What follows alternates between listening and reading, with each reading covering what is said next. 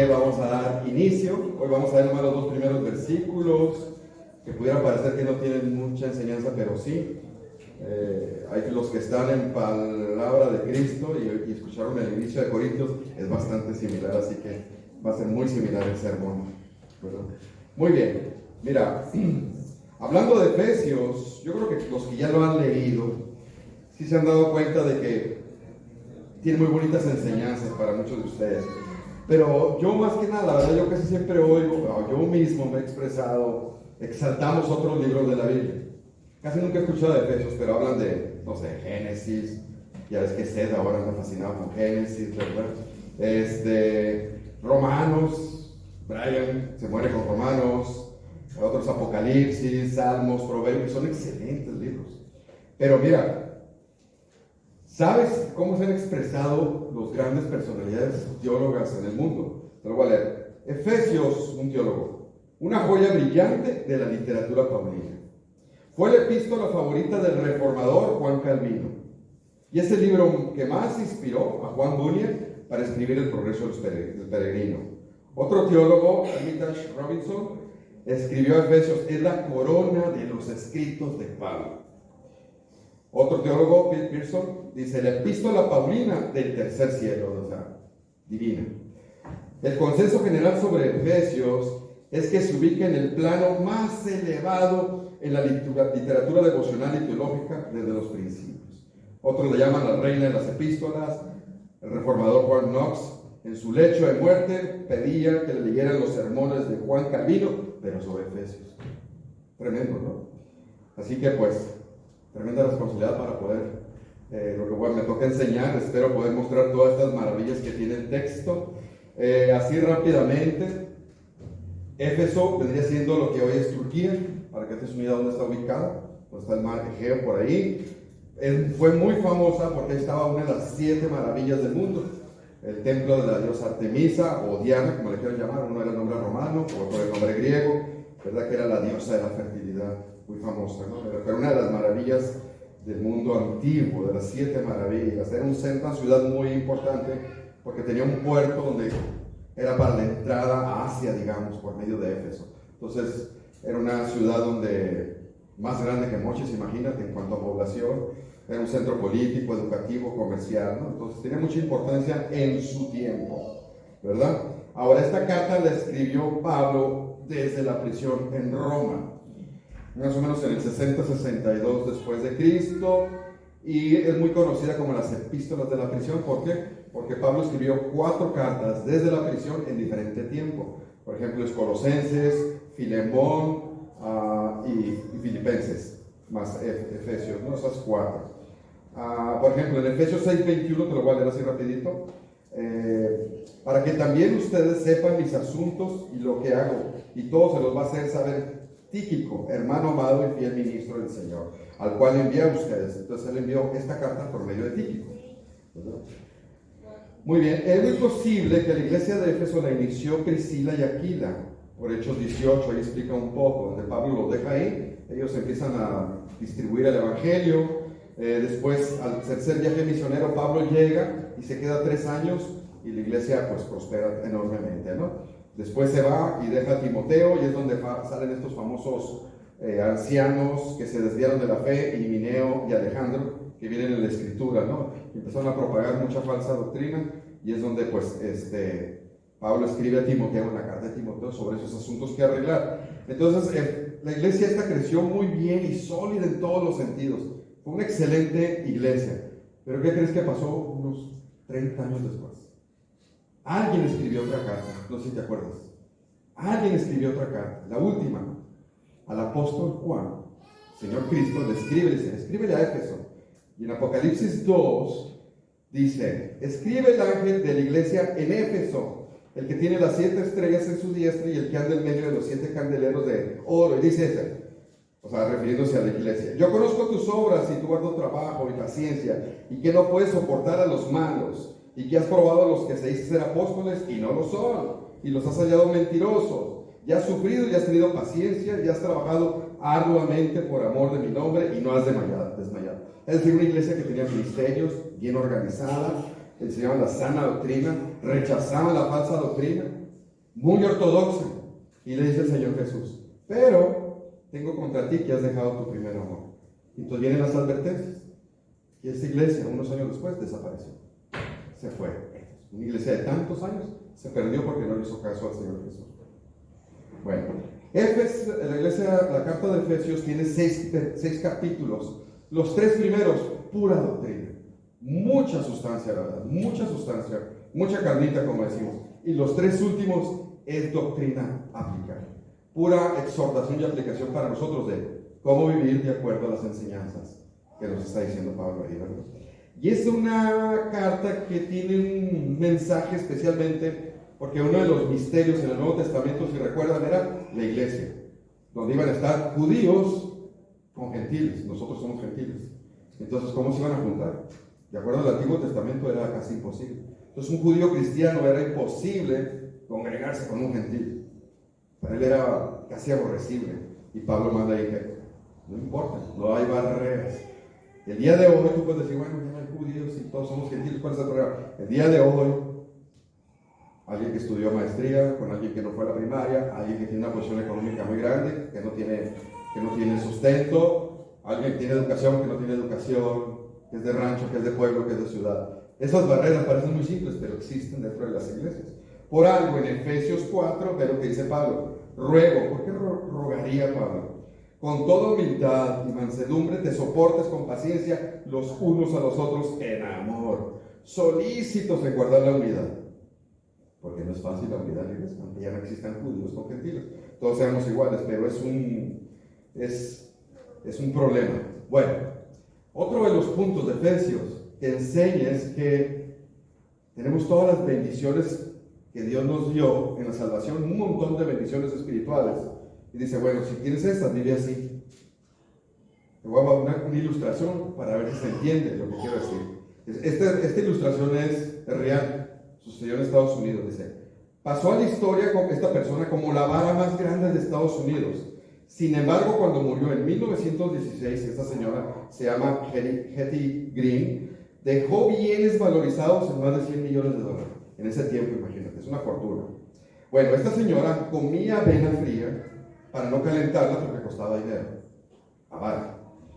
Su hijo tuvo que sufrir la amputación de una pierna porque ella se demoró tanto en buscar una clínica gratis y en su caso se tornó incurable, así que tuvieron que amputarle la pierna.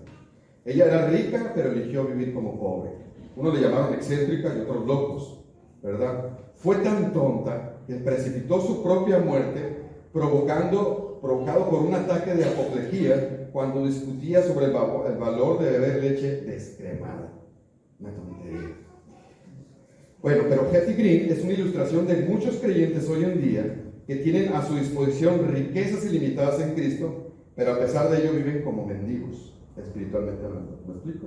Todos vamos a caer en eso. Tenemos todas las bendiciones, todo el potencial para vivir como Cristo quiere, mas sin embargo vivimos como mendigos espirituales. No mendigos, mendigos. Cuidado, uno es un insulto y la otra es una característica. Muy bien. Iniciamos con nuestro texto. Casi todas las epístolas se inician igual. ¿Por qué? Porque en ese tiempo existía un formato. Remitente, destinatario y un saludo. Tú dices, pero ahí no hay mucho que hay bastante. Pablo, apóstol de Jesucristo, por la voluntad de Dios, a los santos fieles en Cristo Jesús que están en Éfeso. Gracias y paz a ustedes, de Dios nuestro Padre y del Señor Jesucristo. Rápidamente, el remitente, Pablo, no hay duda. O puedes llamarlo Saúl o Saulo, que era el nombre de israelita, de su tribu de Benjamín. Muy posible que le hayan puesto Saulo en honor al rey Saúl, el primer rey israelita, que no le veo nada de honroso, pero bueno, los israelitas son muy orgullosos. Pablo o Saulo recibió una educación privilegiada como judío, pero él aparte, digamos que fue tomado o adoctrinado por este famoso rabí, que históricamente es famoso, y viene en las escrituras, en Hechos lo menciona, el famoso rabino Gamaliel, muy famoso, fue miembro de él, lo adoctrinó y fue un reconocido rabí posteriormente Pablo, ¿no? Tanto que llegó a ser miembro del Sanedrín. El Sanedrín es como un concilio de judíos, que es como un senado, un tipo senado, toman decisiones importantísimas, ¿verdad? Fue un líder, super líder anticristiano, Pablo. tremendo, feroz y ferviente perseguidor de la iglesia cristiana, ¿no? Todo lo que olía a Cristo, él lo perseguía. Aborrecía de manera apasionada a los seguidores de Jesucristo. Y desde muy joven dio su voto, su aprobación para el martirio, para la matanza de Esteban, el primer mártir, ¿verdad? Cuando él inicia su ministerio, ya como cristiano, es cuando recibe el nombre de Pablo, ¿verdad? Él fue, junto con otros hermanos fieles, es el que inició la obra misionera más grande de la historia, aún más que Planta, hasta ahorita. Y fue conocido, su título más famoso, como apóstol de los gentiles, ¿verdad? Si recuerdas en Hechos 26, te lo voy a leer así rápido. Hechos 26, 6 dice: pero sucedió que yendo yo, Pablo, cuando iba persiguiendo a los cristianos, al llegar cerca de Damasco, una ciudad, como a mediodía, de repente me rodeó mucha luz del cielo y caí al suelo y oí una voz que me decía: Saulo, Saulo, ¿por qué me persigues? Grábate este pasaje porque ahorita lo vamos a ver en un tema más abajo. Yo entonces respondí: ¿quién eres, Señor? Y me dijo: yo soy Jesús de Nazaret, a quien tú persigues. Y los que estaban conmigo vieron a la verdad la luz y se espantaron, pero no entendieron la voz del que hablaba conmigo. Y le dije: ¿qué haré, Señor? Y ya el Señor le daba instrucciones para su ministerio. Ahí se iniciaba él como apóstol de los gentiles. Prácticamente ahí también nació, ¿verdad?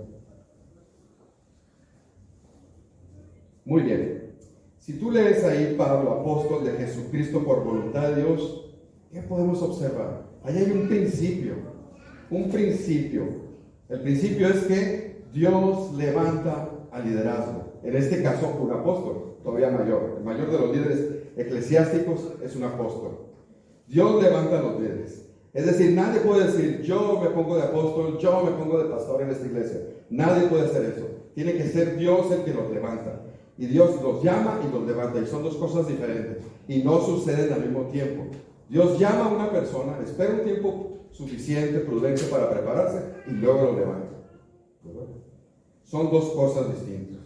Dios primero llama a la persona al liderazgo, permite que se prepare y luego en el tiempo de Dios lo llama a su cargo. Ahorita tenemos dos personas que creemos que tienen llamado, Yosimar y Tony, pero aún no son levantados. ¿Por qué? Porque Dios los está preparando. Y cuando no en todas las cartas Pablo se presenta como apóstol, muchas veces dice siervo de Jesucristo o hermanos en sí. ¿Por qué ahora usa apóstol? Porque es una señal de autoridad, no es soberbia ni es orgullo. Él lo hace porque les da indicaciones doctrinales muy importantes. Dice: hey, soy apóstol, escúchame lo que voy a decir. Yo traigo la voz de Dios. Es una autoridad delegada, no es soberbia, intencionalmente lo hace.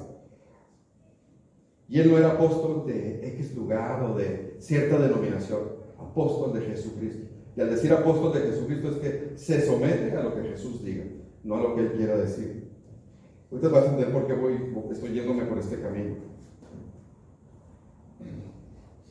Ahora, ¿cómo sabemos? Dice: pero ¿cómo estás tan seguro que no se levantó él como apóstol? Ve lo que dice ahí: apóstol de Jesucristo por la voluntad de ¿quién? De Dios. Es decir, Dios lo levantó. Dios le dio el llamado divino. El día de hoy hay personas que no deben estar como pastores. Hoy tenemos personas que no deben estar como diáconos. Hay personas que no deben estar en el liderazgo, porque Dios no las ha llamado, aunque ellas sientan que tienen el llamado. Eso es interesante y peligroso.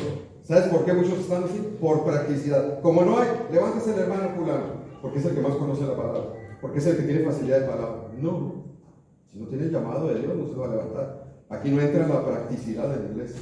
Es que funciona, no. En la iglesia no se hacen las cosas así. O por deseo personal. Muchas veces hay un deseo. Aún mujeres tienen el deseo de pastorear. Y no porque tengan el deseo van a pastorear, porque la palabra lo prohíbe. Es muy clara en Timoteo la palabra.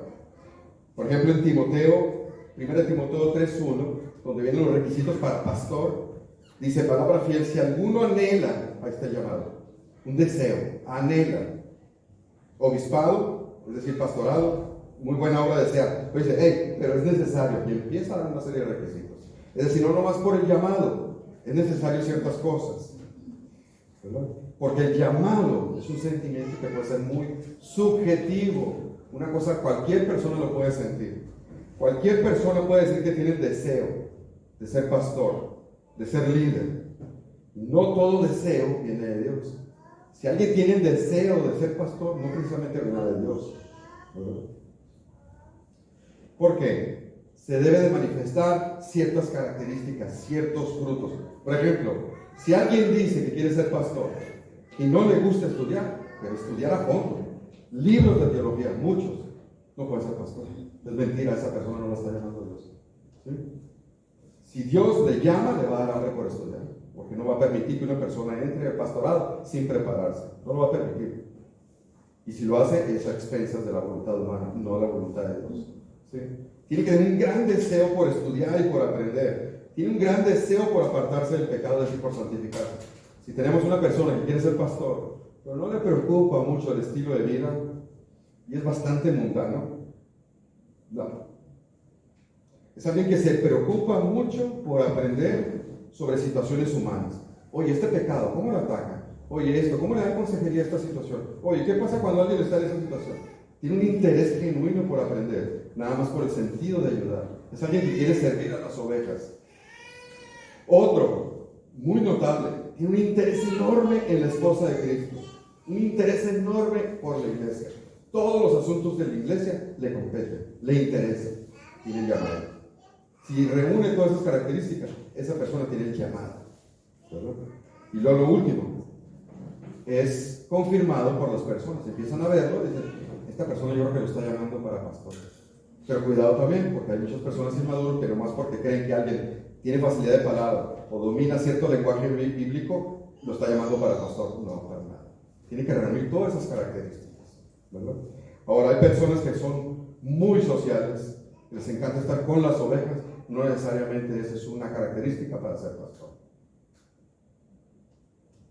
Por ejemplo, me acuerdo antes, hacíamos nominaciones para diáconos, y cuando pues yo reviso quiénes son los que nominan, porque les pedimos, pon tu nombre a quién estás nominando, y veía que nada más porque a veces alguien es muy servicial para levantarse y lo ponen de diácono. No, tiene que ver el carácter, no tanto. Es una buena característica que sea servicial en esa área, pero eso no significa que esa persona esté calificada para ser diácono. ¿Me explico? Entonces hay gente que se deja llevar por esas apariencias para él, ¿verdad? Bueno, pues toda persona que desee participar en el ministerio, ya sea de antaño como apóstol o en la actualidad como pastor, solamente puede serlo si Dios lo llama. Solamente será bajo la autoridad de Dios y para pertenecer al Señor Jesucristo. ¿Se entendió eso del llamado? Porque importante que es, porque ustedes necesitan aprender, porque ustedes van a juzgar a las personas que están aquí al frente.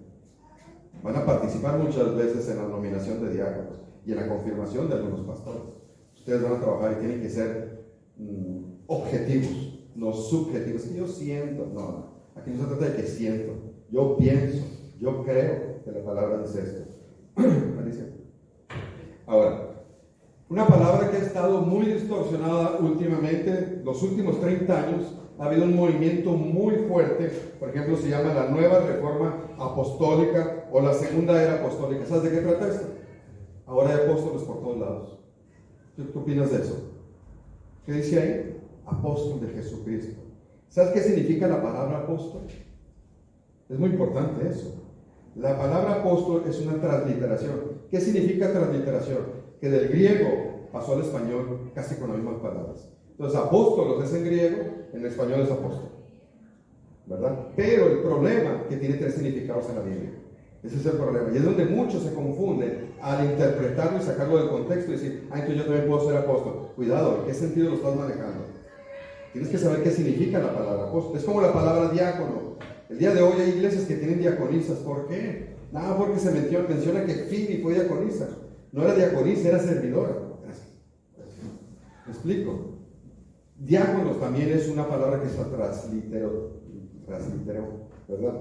Por eso surgen problemas, porque a veces la gente no lo interpreta de la manera correcta de acuerdo al contexto. Si alguien es diácono, es servidor nada más. Pero hay diácono como oficio, que es diferente, no nada más como servidor. Ahorita voy a explicar un poquito más. Entonces, hay tres sentidos por los cuales en la Biblia puedes interpretar la palabra apóstoles. Uno es este, mira. Dice, por lo tanto, hermanos santos participantes del llamamiento celestial, considerad al apóstol. ¿Sí? No es un apóstol, es el apóstol, al apóstol Jesucristo. Es la única vez que se le da ese sentido a la palabra apóstol. Jesucristo, ¿por qué? Porque apóstol es enviado, significa enviado, mensajero. Jesucristo fue enviado por Dios para la salvación del pecador. En ese sentido único, solamente puede usar la palabra ahí para Jesucristo. ¿Me explico? El apóstol, Él es el apóstol, no un apóstol. Esa palabrita hace una gran diferencia, ¿verdad? Otro, y aquí es donde surge la confusión, en el sentido más específico, y eso nada más se usa para el grupo de los 12, los famosos 12, los discípulos de Jesucristo que Él llamó. Nada más ahí se le puede usar la palabra apóstol y para Pablo. Son las dos personas, los dos grupos nada más. Mira lo que dice aquí. En aquellos días, Él fue al monte a orar, está hablando de Jesús, y pasó la noche orando a Dios, y cuando era de día llamó a sus discípulos, todos sus discípulos, pero de ahí que dice, y escogió a 12 de ellos, los cuales, ¿cómo les llamó? Apóstoles. Apóstoles. Y menciona los nombres. En ese sentido específico, nada más ellos son apóstoles. Yo no puedo decir, porque esos fueron escogidos por Cristo. Ese es un oficio, ese es un cargo que no lo tiene absolutamente nadie. ¿Sí? En Hechos 1:26 dice, echaron suertes y la suerte cayó sobre Matías y fue contado con los 11. ¿Te acuerdas que Judas murió? Fue quitado de los 12, Matías entró en su lugar. Pablo como un abortivo, el 13º. Ellos son los únicos apóstoles escogidos por Dios, como oficio, en ese sentido específico, como oficio. ¿Ok? Muy bien. Por ejemplo, así te lo voy a decir, donde viene de Pablo, te lo voy a leer rápido, donde él mismo reconoce, en 1 Corintios 15:8 dice, y al último de todos, ¿el último de todos qué? Los apóstoles, como un abortivo me apareció a mí, porque yo soy el más pequeño de los apóstoles, pero él se consideraba dentro del grupo de los que tienen el oficio o el llamado de apóstol. El último dice, y si dice el último, ya no hay más. Ya nadie puede decir, hey, yo también quiero ser apóstol. No puedes, ya, el último fue Pablo. El último fue Pablo. Muy bien. El tercer significado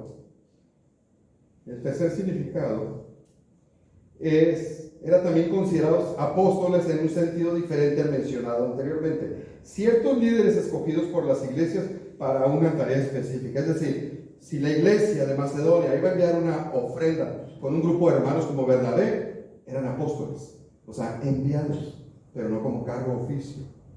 ¿Me explico lo que quiero decir? Por ejemplo, los hermanos mencionados en 2 Corintios 8, que iban a llevar una ofrenda, habían sido escogidos por las iglesias para llevar una ofrenda a los creyentes pobres de Jerusalén. Y la palabra usada, enviados, es apóstoles, pero no son apóstoles, fueron enviados nada más.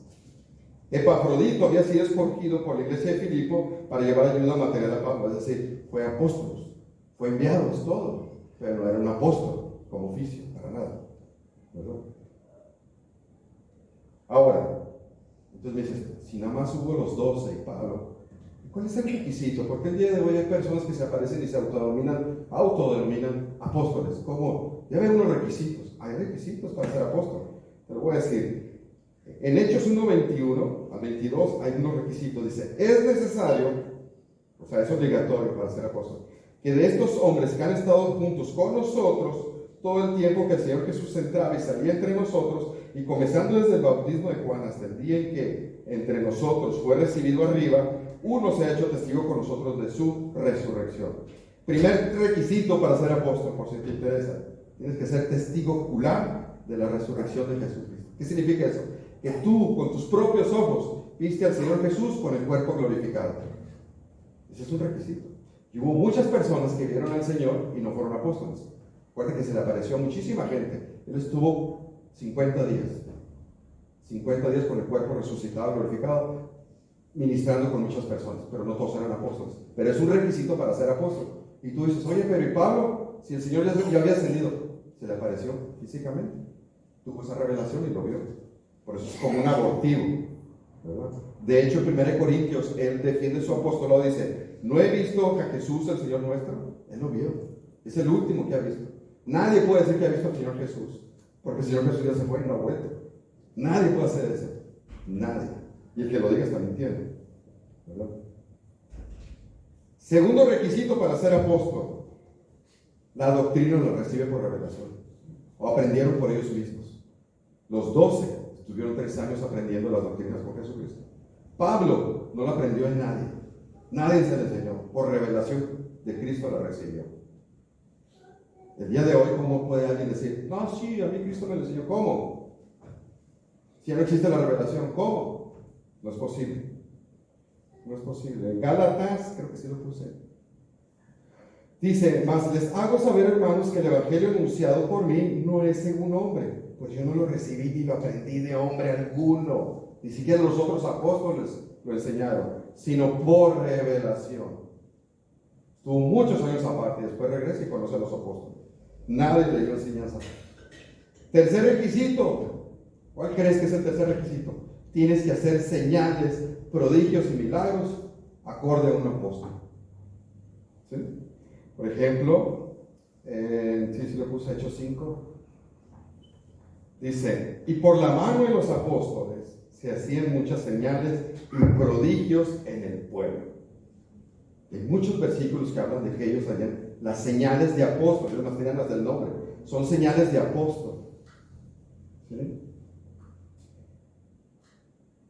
Creo que aquí Pablo lo pone, defendiendo su apostolado con todas las señales de apóstol. Son milagros, cosas obvias para el ojo humano. No es como el día de hoy, esas famosas falsas campañas de explosión de milagros que llaman, y vas tú y tengo dolor del riñón y sales, ya no me duele. No hay evidencia para eso. No puede ser algo tan subjetivo, ¿no? Eran personas como, por ejemplo, un tullido de 40 años que todo el pueblo lo conocía porque siempre estaba en el mismo lugar pidiendo limosna. Y en eso los apóstoles le dan y empieza a brincar. Ni siquiera terapia física ocupó. ¿Me explico? Hace muchos años yo trabajé en un ministerio de la Liga Bíblica y se me descompuso mi prótesis. Si no saben, no tengo pierna izquierda. Entonces fui en muletas porque se me descompuso la prótesis, y al llegar en la oficina vi 3 personas que no son de la oficina. Una es una mujer orando muy raro, contoneándose, y estaba un hombre jalándole la pierna a otro en una silla, y yo lo vi y me senté y no quise decir nada. Resulta que ese amigo lo habían invitado, era un sanador que hacía milagros, y lo habían invitado a una iglesia para hacer una campaña, y me vio a mí que llegó en muletas, sin piernas, y le estaba estirando la pierna a un sujeto supuestamente porque lo tenía coja, más corta.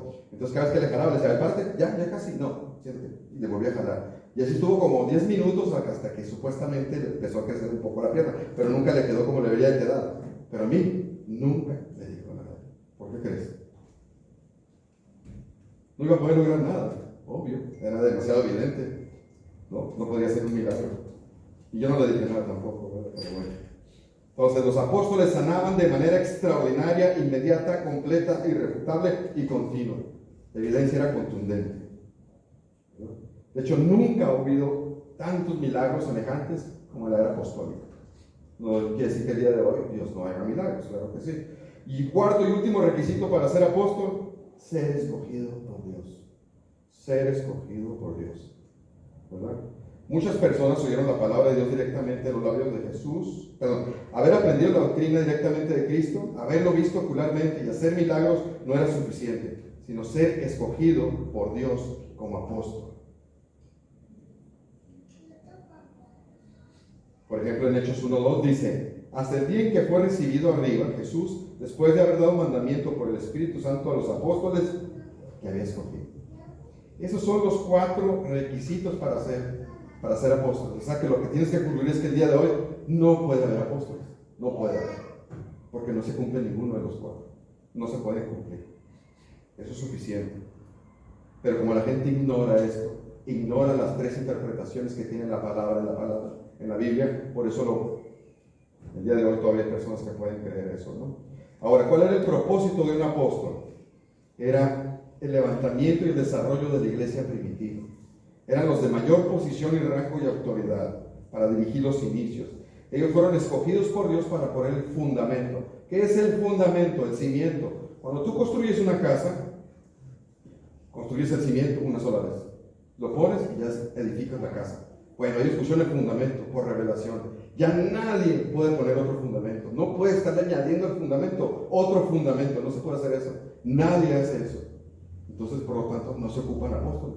Porque ya no hay más revelación, la revelación se acabó. En Efesios 2:20 edificado sobre el cimiento, el fundamento de los apóstoles, que es lo del Nuevo Testamento. Y siendo la principal piedra ángulo, ¿cuál? Jesucristo. Ese es el fundamento. No hay más, no puede estar poniendo fundamento. Ya no hay apóstoles porque no hay revelación. Eso no puede existir. Así que el que piense o crea que el día de hoy puede haber apóstoles, equivale a decir que el fundamento no se ha terminado y que podemos seguir teniendo. Pues, eso es gravísimo. Así que la iglesia de hoy no necesita apóstoles. El día de hoy la iglesia necesita pastores bíblicos. Muy bien, continuando con el texto de Efesios, esa palabrita, a los santos y fieles en Cristo Jesús. Santos y fieles. Son dos nombres que se usan para identificar al cristiano verdadero. El creyente verdadero se le llama santo y fiel. Santos, la palabra en griego es agios, significa apartado. Simplemente quiere decir que un creyente verdadero está apartado para Dios. Debe vivir consagrado para Dios. ¿De acuerdo? Por ejemplo, los utensilios del tabernáculo eran santos. ¿Por qué eran santos? No porque no pecaban, era algo inanimado. ¿Por qué eran santos? Porque eran para uso exclusivo de Dios. Bueno, el creyente verdadero es santo, está apartado para Dios. Por lo tanto, no puedes vivir como los del mundo. No puedes hacer ciertas cosas como los del mundo porque estás apartado para Dios. ¿Verdad? Es como, no sé, se me ocurre en este momento un carro de un vehículo de una empresa. ¿No? Me acuerdo cuando yo trabajaba en alguna constructora y me daban auto, me decían, el fin de semana lo dejas. ¿Por qué? Porque era para uso exclusivo de la empresa. El fin de semana te mueves en tu carril. Bueno, el cristiano es para uso exclusivo de Dios. Por lo tanto, lo que hacemos, lo que vemos, lo que platicamos, debe corresponder para el uso exclusivo de Dios. Fuera de ahí. Y fiel significa confiable. Se supone que un creyente verdadero es confiable en las cosas de Dios, ¿verdad? Y cuando digo creyente verdadero, me gusta mucho usar esa palabra porque las iglesias están llenas de visitas, de gente que no ha nacido de nuevo, gente que está en proceso de nacer de nuevo y creyentes verdaderos. Y a veces muchos se confunden, ¿verdad? Si te fijas, bueno, en la mañana tuvimos Santa Cena y siempre hacemos la advertencia. Las personas que están bajo disciplina y que no son creyentes verdaderos, no participen, les decimos. Y aún así observo, y yo veo personas que son visitas y que aún no son cristianos y participan. O sea, el que no es creyente verdadero no sabe que no es creyente verdadero, tristemente. Muchas veces, no siempre, ¿verdad? Entonces, tengo un grupo de discipulado y en ese grupo de discipulado hay una persona que es inconversa, todavía no nace. Y esa persona está consciente de ello. De hecho, esa persona me dice, ¿cómo le hago? ¿Cómo le hago para nacer de nuevo? ¿Verdad? Pero es bueno, es interesante que reconoce. Está en el proceso, espero que el Señor toque su corazón. Entonces, eso se refiere solamente a creyentes. Santos y fieles. Santos y fieles. Y esa palabra santo es una de las más distorsionadas, dañadas en la vida. Por ejemplo, en el mismo diccionario, tú buscas un diccionario, la palabra santo, y busca persona reconocida oficialmente por su santidad de vida. Eso no significa santo, es una característica del santo. Por ejemplo, ¿quién hace el reconocimiento oficial para decir que esta persona es santo? La Iglesia Católica, perdón, la secta católica, me equivoqué. ¿Sí? ¿Sabes cómo lo hace? El proceso por el cual la persona llega a ser santa se conoce técnicamente como canonización. La vida de la persona fallecida se examina con sumo cuidado para ver si cumple con los requisitos para obtener tal título. Si resulta que el carácter y la conducta del candidato está por encima de todo reproche y se ha realizado por lo menos 2 milagros, tiene los requisitos para ser declarado santo. La secta católica tiene el concepto de santos diferente a lo que la Biblia dice. El griego es claro, consagrado. Consagrado. Y alguien que está consagrado vive apartado de pecado. Esa es la característica. Pero no lo que dice aquí la canonización de la católica, ¿verdad? Eso es falso, falso. Bueno, simplemente es un nombre para identificar a los cristianos verdaderos, santos y fieles. Y esa palabrita en Cristo Jesús, que está ahí en tu versículo, es una doctrina que acabamos de predicar en Palabra de Cristo, vamos a predicar aquí también, que es una doctrina fundamental profunda y rica en Cristo. Es la unión con Cristo, es una unión espiritual cósmica, maravillosa. Depende todo eso, el paquete de la salvación, depende de esa palabrita, en Cristo. Esa preposición en cambia todo el concepto. Estar en Cristo. Una persona que no está en Cristo está condenada. Está bajo la ira de Dios. Nada más por esa palabrita, cambia todo. Habla de la posición de la persona. Estar en Cristo es tener todo el paquete de la salvación. Cuando Cristo murió en la cruz, al estar nosotros en Cristo, es como si nosotros fuimos crucificados. Cuando Cristo resucitó por nosotros, por estar en Cristo, es como si hubiéramos resucitado. La gente vive en el pecado porque está en Adán. Todos pecamos en Adán, aunque solamente Adán pecó en el huerto. Es lo mismo, son las dos posiciones. Nada más pueden estar en Adán o en Cristo. ¿Verdad? Segundo versículo en Efesios. Gracia y paz a ustedes. ¿Te fijas? Las bendiciones para quién son, para todo el mundo. Gracia y paz a todos. No. Gracia y paz a ustedes. Habla la iglesia. A los fieles y santos. A los creyentes verdaderos nada más. ¿Qué dice? De Dios nuestro Padre y del Señor Jesucristo. A veces hemos comentado, si se han fijado en la liturgia. Liturgia es el programa que tenemos para hacer las cosas en el culto. Hay un apartado que habla del perdón.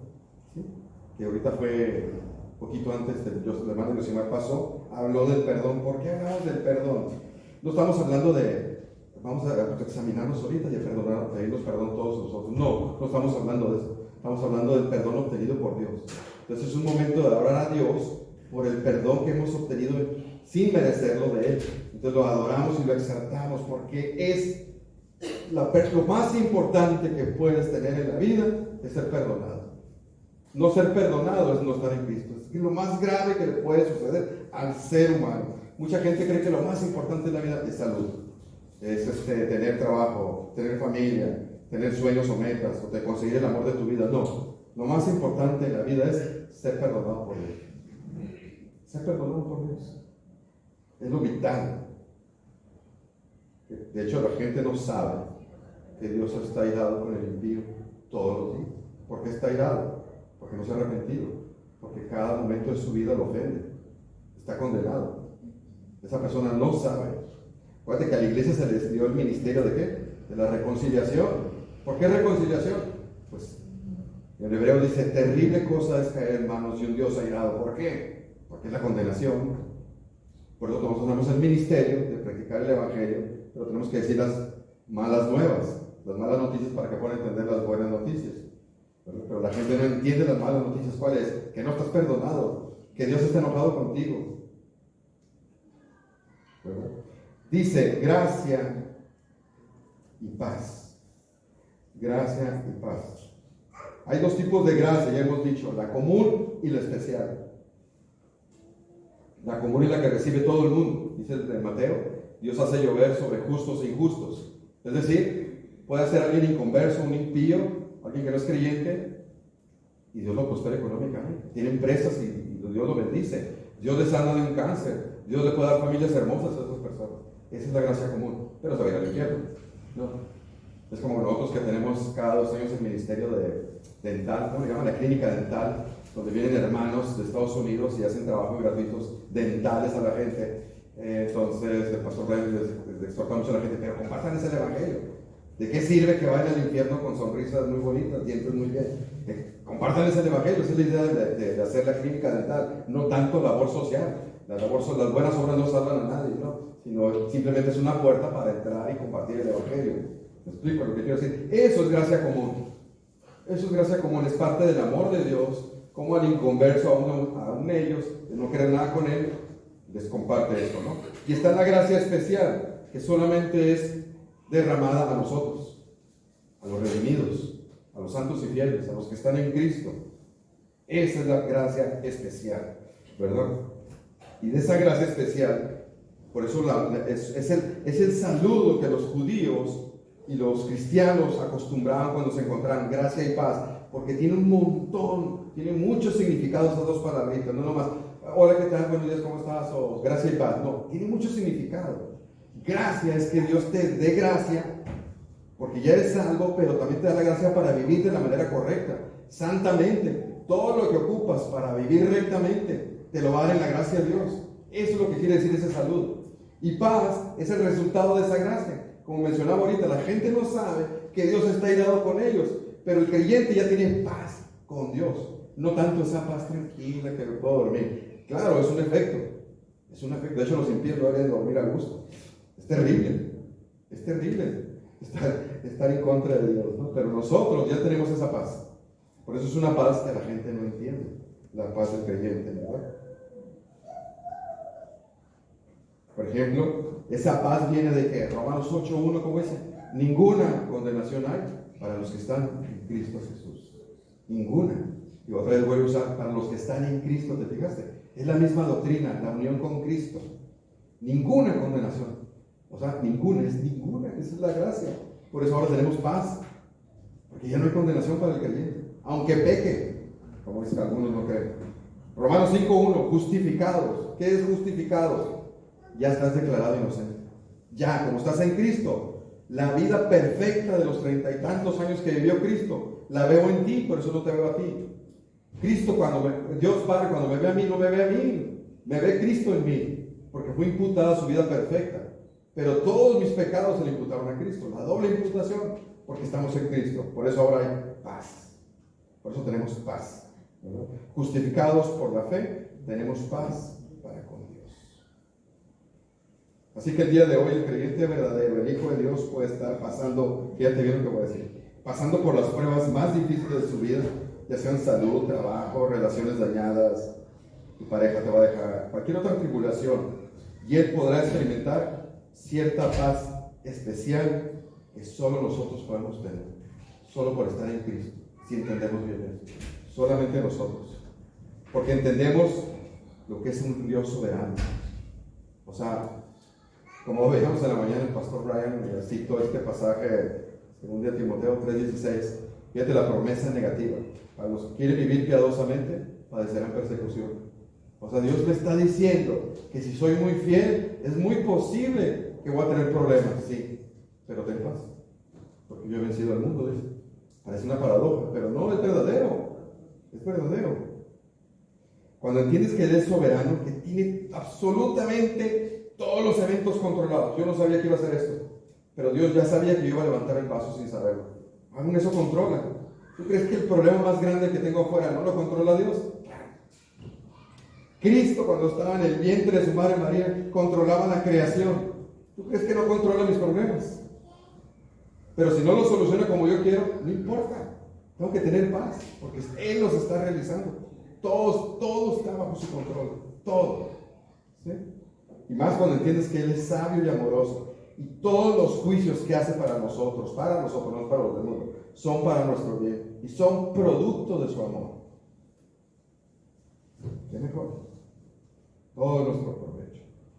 Entonces, esta es la introducción para la carta de Efesios en los primeros 2 versículos. Amén. Hay algo de carnita, ¿verdad? Vamos a orar para terminar.